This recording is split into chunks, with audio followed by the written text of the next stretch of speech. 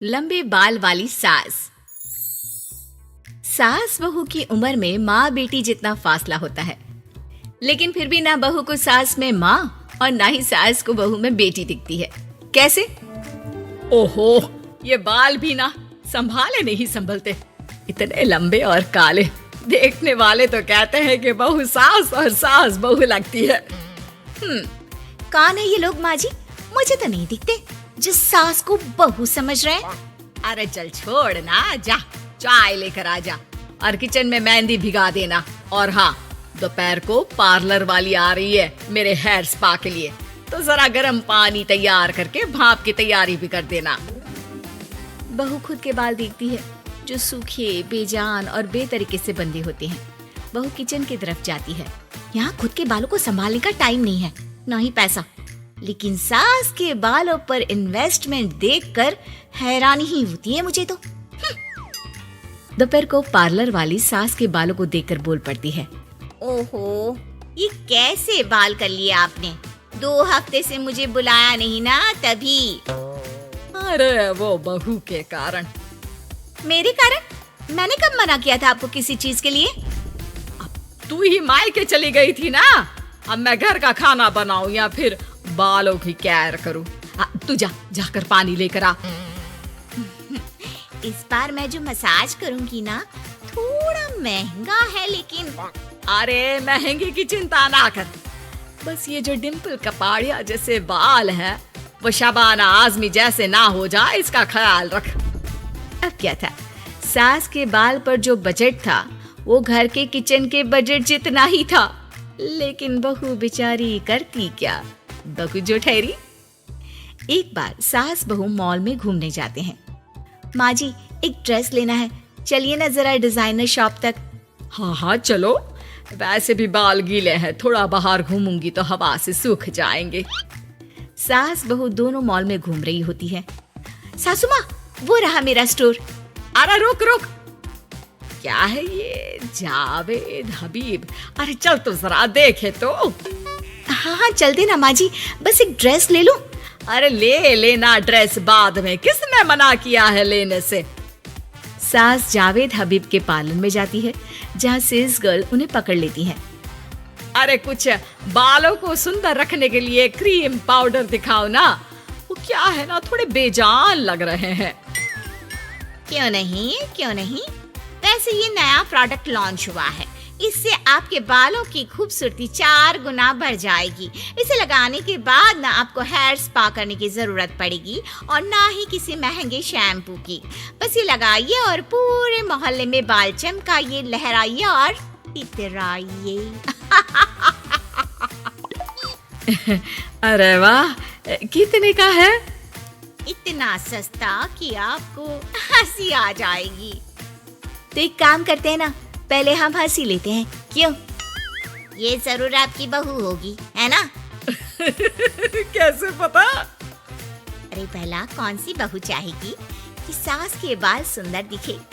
मुझे नहीं लगता कि आप ये प्रोडक्ट ले पाएंगी। एक काम करिए, फिर कभी आइएगा। अरे ओए, पैक कर दे इसे।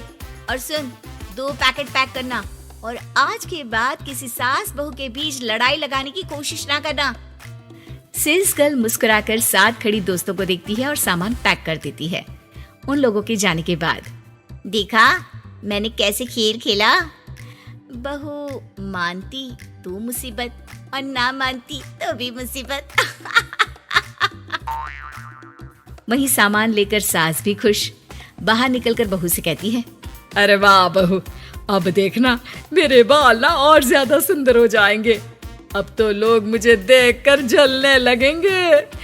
वैसे जलन से याद आया, तुझे भी तो ड्रेस लेनी थी ना, चल ले लेते हैं। रहने दीजिए, पैसे किसके पास है जो ड्रेस ले लूं? आप तो अपने बाल लहरा लहरा कर इतराइए। मैं कोई पुरानी ड्रेस ही पहन लूंगी। चलो वो भी ठीक है बहू। देख, हमेशा ना फालतू खर्चे से बचना चाहिए। मैं बिल्कुल फेवर में नहीं थी तेरी नई ड्रेस के लिए, फिर भी तुझे मना नहीं कर पा रही थी। बहू के तो मन में आता है कि सास की इस बात के बाद वो उन्हें इतना अच्छा करारा जवाब दे, लेकिन चुप हो जाती है। सास का बालों को लहराना और इतराना यूं ही चल रहा था। एक दिन, माँ जी, न जाने क्यों चक्कर आ रहा है। लगता नहीं कि मैं काम कर पाऊंगी। मैं अपने कमरे में आराम करने जा रही हूँ। थोड़ी देर बाद पति भी आ जाता है। माँ, शिखा को कहीं देखा क्या? आज बहुत दिनों बाद घर की रसोई से इतनी अच्छी खुशबू आ रही है। मन तो कर रहा है कि बिना चेंज किए ही खाना खाने बैठ जाऊं। अरे बेटा, खाना आज मैंने बनाया है तो घर तो महकेगा ही। तेरी बीबी बीमार बैठी है। पति हैरान होकर पत्नी के कमरे में जाता है, जहां वो आराम से तानपुरा का शो देख रही थी। अरे, माँ ने तो बताया कि तुम ठीक नहीं हो, पेट में दर्द है। अरे नहीं, वो ना मेरा फेवरेट म्यूजिक शो आने वाला था। अब माँ की तो आदत पता है ना, ये बना दो, वो बना दो, ये दे दो, वो दे दो। तो बस मैंने बहाना बना लिया। पति बीवी की बात पर मुस्कुराता है और वहां से चला जाता है। दरअसल शिखा को म्यूजिक का बड़ा शौक था और उसके पसंदीदा संगीतकार उसके शहर में थे और संगीत की क्लास लेने वाले थे। अरे देखो देखो, ये धनवानी महाराज हमारे शहर में है। और तो और ये यहाँ सबको संगीत सिखाने के लिए आए हैं। मैं भी इनकी क्लास ज्वाइन करूंगी। कल जाकर पता करती हूँ। सास और पति भी शिखा की बात पर खुश हो जाते हैं। लेकिन अगले रोज जब शिखा वहाँ से वापस आती है तो उसका मुंह उतरा होता है। अरे क्या हो गया? तेरी शक्ल देखकर क्या उन लोगों ने तुझे लेने से मना कर दिया? पहली बार बहू सास के ताने का कोई जवाब नहीं देती और चुपचाप जाकर कमरे में बैठ जाती है, जहाँ पति कहता है, अरे क्या हो गया मेरी अनारकली, क्यों मुंह लटका रखा है? अरे कुछ नहीं, बस ऐसे ही। सास कमरे के बाहर जाकर खड़ी हो जाती है। अरे मुझे तो बताओ, क्या हो गया? शिखा रोने लगती है और रोते रोते बताती है कि वो लोग 1 लाख रुपए में कोर्स करा रहे। मैं इतने पैसे कहाँ से लाऊं? पति भी चुप हो जाता है, क्योंकि वो जानता है कि इतने पैसे का तो वो भी इंतजाम नहीं कर पाएगा। देखिए ना, कैसे अपनी कला को बेच रहे हैं। लेकिन गलत भी क्या है, नामी गिरामी है। अरे कोई बात नहीं शिखा, मैं कोशिश करता हूँ किसी से उधार लेने की। जब कोर्स करके तुम खुद की क्लास खोलना, उससे जो पैसे आएंगे उससे फीस भर देना। पति कई लोगों से बात करता है लेकिन उसे कहीं से पैसे नहीं मिलते। शाम को मुंह लटकाकर पति घर आता है। मैंने काफी कोशिश की लेकिन कहीं इंतजाम नहीं हुआ।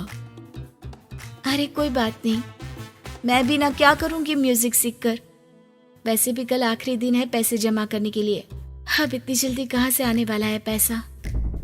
लेकिन अगले दिन, बहू ये ले पैसे, जाकर अपना नाम लिखवा दे संगीत की क्लास के लिए। बहू इतना सारा पैसा देखकर दंग रह जाती है। अरे माँ जी, आप कहाँ गई थी अभी, और ये इतने सारे पैसे कहाँ से आए? सास मुस्कुराकर पीछे मुड़ती है और बहू को अपने सर के बाल दिखाती है, जो अब छोटे छोटे होते हैं। मैंने ना अपने बाल उस विदेशी कंपनी को बेच दिए जो बाल के बदले में पैसे देती है। अब मेरे बाल थे ही इतने सुंदर के 1 लाख मिल गए, वरना तेरे बालों का तो कोई 500 भी ना दे। बहू को सास की बात से रोना आ जाता है। वो सास के गले लग जाती है। लेकिन कोई मुझे करोड़ों भी देना तो भी मैं इतनी अच्छी सास ना दूं।